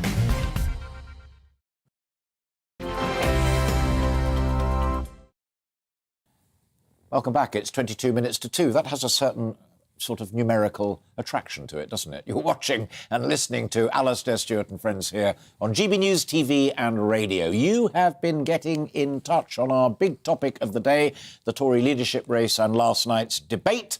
And thank you. Let's start with Tracy. The debate was incredibly flat, had no interaction, and I didn't get the best out of the candidates. It was more of time-wasting, Boris-passion event that only got interesting towards the end. I disagree, Tracy. I think it got really interesting and important when they got on to tax and public spending. But there you go. Russell, let's face it, they are the 5 worst candidates ever. Kemi is the only Conservative. Russell, you're not alone in making the observation about Kemi as being the most Conservative of the Conservatives. Dave says, I'm a Conservative member, will not be voting for the Socialist Rishi. Penny or Kemi have to win this. Cornelia says, after the first debate for our next Prime Minister, Penny Mordaunt was by far more composed and gets my vote. Liz Truss, yet again embellishing the situation in Ukraine, instead of using diplomacy as our Foreign Secretary to get peace in the region. She is a danger to the safety of our country and would start World War III. As for the rest, not much to comment upon, really. Cornelius, thank you. Pretty provocative, that one, and I'm glad we ended on it. But do keep those views coming in, because there's 20 minutes left on the programme. I've got a couple more interviews, which I'm thrilled to bits about, but we will try and protect a wee bit of time, if we can, at the very end. Also, if you missed any of the earlier interviews, most of which were absolute crackers, don't forget to subscribe to our YouTube channel. We are at GB News. Now, it was in the news bulletin. We talked about it earlier on. We want to return now to the heatwave. With a couple of weeks left of the school term, it is posing real challenges to school heads, teachers, and most importantly, to the children. Many have already taken the decision to send children home, or parents decided to keep them at home. The youngsters might like that, but many educators are deeply concerned given what children have already lost out on as a result of the coronavirus. So I'm delighted now to be joined by a good friend of this programme, someone we often speak to. It's Glyn Potts, and Glyn is the head for the Newman Roman Catholic College. Great to see you. It is only a couple of weeks. I'm playing devil's advocate here, perhaps less than 2 weeks. Surely the health of the young folk in your care comes first. Good afternoon. Yes, it does. And that's not to suggest by staying open that we're in any way threatening the health of our young people. Each school will have a context they've got to work towards and will carry out their own risk assessment. In my case, there's 1,500 young people that attend my school. We are making adjustments to the curriculum. We're making adjustments to the school day. We're allowing the children to attend school in PE uniform. We're making sure there's cool areas of the school, and we're making sure that there's no excessive activities outside, with lots of access to water and areas where they can cool down. That's our first attempt to try and make sure we can manage this, because I think we all know these events are probably going to increase in the next few years. But sending children home may protect them from the risk of heat in the school, but it doesn't protect them from other risks. For example, we don't want young people going into canals or into quarries and swimming when it's dangerous. We don't want them going off when their parents are at work doing things that their parents aren't happy with. So I think it's a balance of risk. I think school leaders are prepared for it. And I believe most parents would say the best place is in school for them. Yeah, fascinating. How serious is the challenge of these young folk falling behind now? You manage a school, you're a head, therefore you're a manager as much as a teacher, but you are first and foremost a teacher. How concerned are you about how badly some of these young people have fallen back with their standard daily education? Well, it is a concern if we measure them against other children, but we've really got to be mindful that doing that does them a disservice. They're equally filled with a great deal of talent, and they're committed to making sure that that disadvantage they had during the coronavirus period does not become a marker of their success in the future. And I believe that everyone in education, from receptionists all the way through to teachers, will do everything in their power to make sure that doesn't occur. But what we do need to accept is that some of the things they missed out on were replaced with other skills. A lot of my young people are far more proficient in the use of technology than I was when I was their age, or indeed other children have been previously. So I think it swings and roundabouts. Yeah, no, I absolutely agree with that. And Robert Halfon, who the chair of the Education Select Committee, who you know perfectly well, is another good friend of this programme, and he was on last weekend saying that partly because of the leadership election in his own Conservative party, the Department of Education has felt a little bit like a ship without a rudder, or even a captain on occasion. How does it feel on the front line? Yeah, I have to be honest and say it does feel a little bit like that. But, you know, every school is only there to serve the young people it cares for. And whilst it's always helpful to have a direction set by the captain of the national ship, it doesn't change our daily work. It doesn't change the fact that we've got to make sure every young person in our care gets the very, very best opportunity. I think there is a chance here for us to come up with an educational agenda that is not necessarily a quick one, but maybe a 10-year strategy. And we should grip that opportunity with positivity. But let's not forget the fact these young people are talented. The schools are there to serve them. If there's a little bit of a gap before there's any direction, you know what? We'll still do good work because that's what we're there to do. Absolutely. There's nothing quite like good heads and good managers of schools, although I am slightly biased, as you well know. Glyn, great to see you, and thank you very much indeed, and the best of luck to you, your staff members and the young folk that you look after so well. Really good to talk to you. Thank you very much indeed. Glyn Potts there, the head teacher of the Roman Catholic College in Oldham. Now, we've spoken a lot about the Conservative leadership race today, as we're now down to the final 5 contenders. Today's programme has been less about me and more about the backers and who they're supporting and how they think those candidates fared in the election. In the debates, I should say, sorry. Joining me now, I'm delighted to say, is Rachel McLean. Rachel's the Conservative Member of Parliament for Redditch, and she is backing Kemi Badenoch. I was just reading out some emails from our viewers, and there was one who said Kemi's the only Conservative. That seems to me to be pushing it a little bit far, but is that kind of partly what's in your mind? That's interesting that people have picked up on that. And I think what we've seen with Kemi is that nobody really knew who she was until a week ago. And when they actually see her and they hear her speak, they really respond to it. And we've seen that with colleagues in the House of Commons. That's why she managed to pick up nearly 50 votes. And that's why she is getting such a strong backing. And people are responding so positively to her when she's on the television debates and when they're reading her articles in the media as well. A lot of the campaign managers have been saying that they've been trying to school their candidates so it doesn't come across as a blue-on-blue punch-up. Mark Harper was saying that right at the top of the programme, although his man Rishi was pretty brutal when it came to Liz Truss. Your candidate, Kemi, was utterly brutal on Penny Mordaunt. Do you approve of that, or do you think she overstepped the mark? I don't think she was brutal. I think she was direct and factual, and that's one of her trademarks. The reason I back her is because she says what she thinks, and she thinks what she says, and it's refreshingly honest in today's politics. Clearly, we had a problem with the old government because of the lack of honesty and truth-telling. That's what Kemi brings. If you ask her a question, she'll give you an answer. And I think that's what we desperately need, and I think that's what the voters want as well. Just as you were speaking there, Rachel was showing pictures of the Channel 4 debate last night. Krishnan Guru Murphy there in the chair, but running along pictures of the cabinet. And there's Tom Tugendhat for people who are listening to our conversation on radio rather than watching television. Is it time for your party to take a huge breath and either go with Kemi, your candidate, or Tom, who's on the lower rung with her as well in terms of those 5 that remain? Or do you have to have, in the middle of a cost of living crisis, steady as she goes? That is obviously for our members to decide. I mean, I and the other people who are backing Kemi are making the case for Kemi. Clearly, she's already knocked out several cabinet ministers, including the current Chancellor of the Exchequer, in this leadership race. So clearly, we all see potential in her.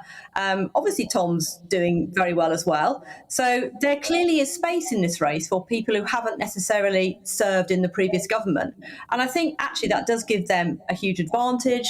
They come to this race without some of the baggage that obviously is attached to that previous regime and some of the issues that really led to us losing trust with the electorate. That's quite a difficult position for us as a party to recover from. I personally believe that we do need to renew ourselves in office when we go to the next election. We'll have been in office for 12 or 13 or even 14 years. That's a very, very big challenge for any party. And I personally think we can only do it with a new person. Clearly, she's not served in the cabinet, but she's had 3 years of ministerial experience in quite demanding jobs. I personally worked with her, and I've seen how competent she is in some pretty challenging briefs. Final question, and I put it to Alberto Costa as well, who is backing Penny. To what extent is your phone buzzing, perhaps even as we speak, with saying, like, you know, you've made your point about Kemi and she made her points last night, but we're now getting down to the real phase on Monday. Anyone trying to twist your arm? Anyone attract you? If it can't be Kemi, who should it be? Oh, yes. I think all of us are in the same boat. All the different campaigns are calling different people to try and persuade them to change their minds. And I've said to everybody, thanks very much for your call. It's lovely to speak to you. But I am firmly backing Kemi right now. We're going to have more hustings next week. Of course, somebody's got to be knocked out of this race. We don't know who it is. Right now, she's still in it. She's got huge momentum. She's come from a standing start. She literally was only in the race just over a week ago. And look how far she's come. So I can see huge potential in her. And I think she's got what it takes to go all the way to the final 2. Fascinating stuff. Rachel, thanks for interrupting your Saturday to talk to us. It is always a pleasure, and do keep in touch. And I will pass on to anyone else who's watching and running a campaign. Don't bother phoning Rachel. She's sticking to her guns all the way through to Monday. Rachel McLean there, Conservative Member of Parliament for Redditch, who, as I think she made crystal clear during that conversation, is backing Kemi Badenoch. Now, I told my team I especially wanted to talk to someone from the Conservative Party membership outside of Westminster. And I'm genuinely delighted to be joined now by Ian Forster. Ian is the treasurer of the Newcastle Conservative Association, and there he is. To put it bluntly, my team tell me that you are thoroughly fed up with all of this, and I think they've just cleaned up the language a little bit for my hearing. Absolutely, Alistair. Good to speak to you. I think the fact that we have a contest is an absolute disgrace, an outrage. There wasn't a vacancy, and I think a lot of this has been driven by a relentless mainstream media campaign and, quite frankly, some spineless individuals within our party who have, again, shown Boris the door. Do you think that we'd got to that point, that the parliamentary party had to act upon Boris Johnson, because if they didn't, then the Privileges Committee might have done? It had got to that point where he had to go. Or do you not agree with that? Well, I think it was problematic, yes, absolutely. I think, a blind man could see it was becoming increasingly more difficult.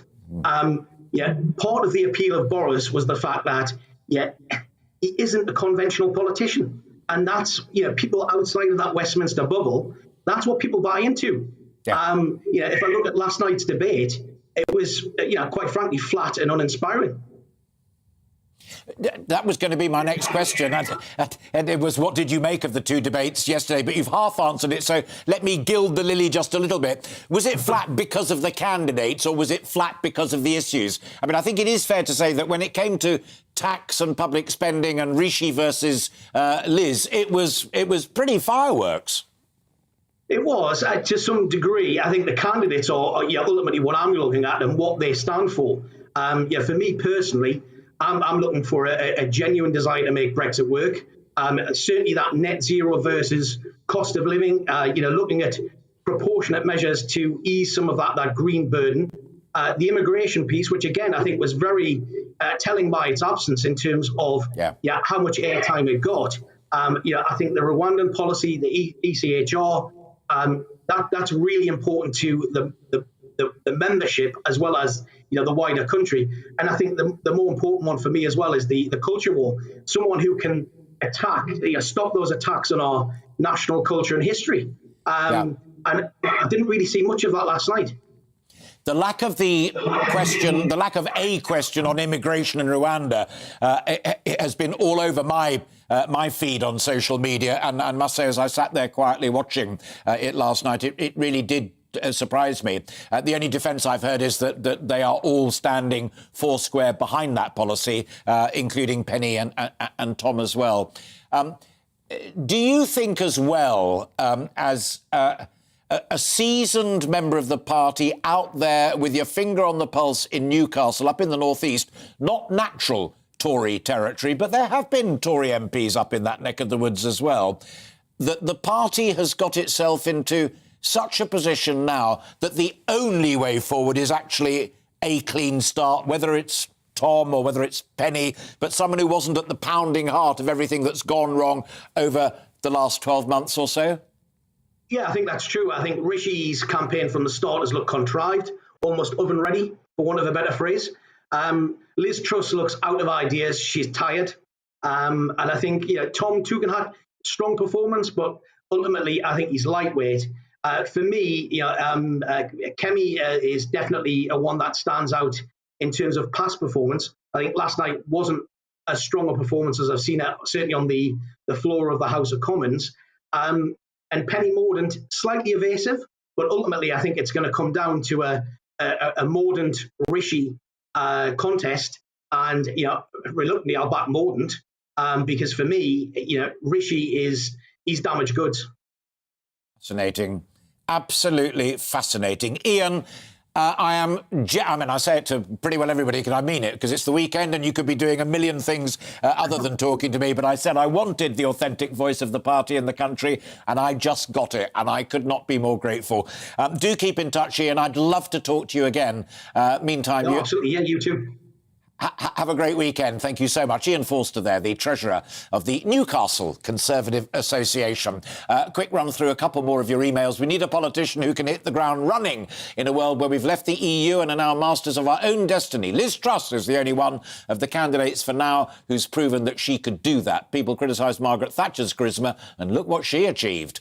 Karen, I know that Kemi Badenoch has enormous support. Kemi, please join Alistair on his show tomorrow. Oh, I echo that one.